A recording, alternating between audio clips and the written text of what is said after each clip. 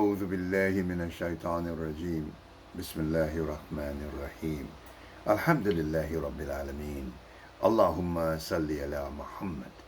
My dear brothers and sisters, Assalamu alaikum wa rahmatullahi wa barakatuh. Allahu Akbar, Allahu Akbar, La ilaha illallah, Wallahu Akbar, Allahu Akbar, wa lillahil hamd.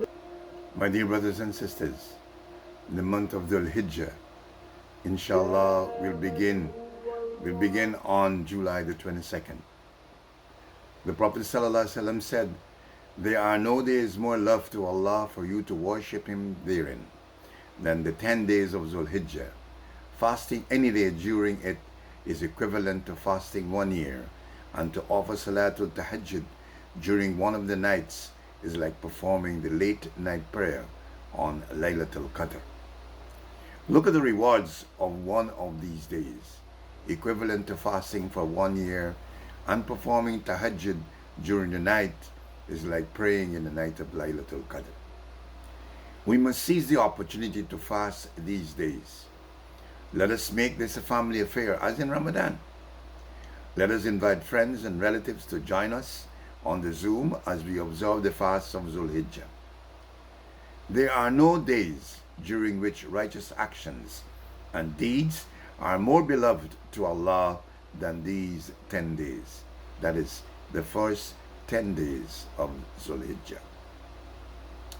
The day of Arafah is on the 9th of Dhul Hijjah, and on this day, Allah frees more worshippers from the fire of hell than any other day. The day of Arafah is the best day of the year. This is the day the Prophet ﷺ delivered his farewell message at Mount Arafah. Arafah is Hajj, he said.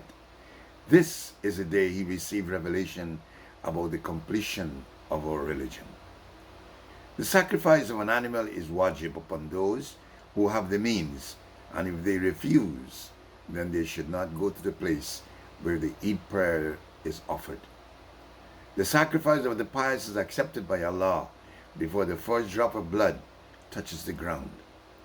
For those of us who intend to offer the sacrifice, we should not shorten or cut our hair, nor should we clip our nails, that is, until after the sacrifice is completed. In the first 10 days of Dhul Hijjah, it is advisable to engage in various acts of ibadah, reciting the Quran as an example. The Prophet ﷺ said, there is no day more honorable in the sight of Allah, and no acts more beloved therein to Allah than those in these 10 days. So say Tahleel, La ilaha illallah, Takbir, Allahu Akbar, and Tahmid, Alhamdulillah, a lot on these days. The Prophet lived in Medina for 10 years and performed the sacrifice each year.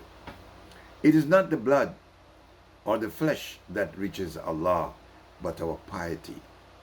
Therefore, we must have the best of intention when making the sacrifice.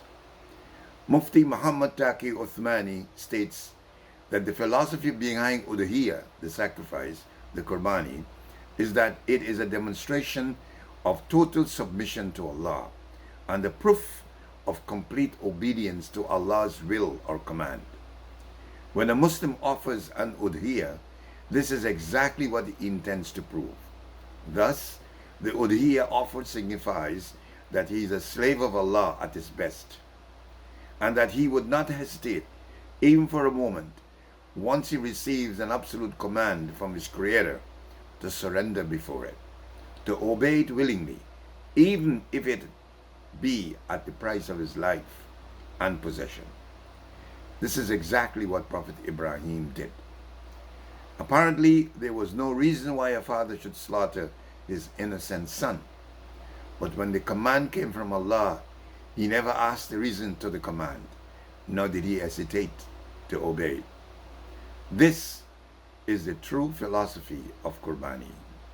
I hope you enjoy the 10 days with fasts and acts of ibadah. Assalamu alaikum wa rahmatullahi wa barakatuh. لبيك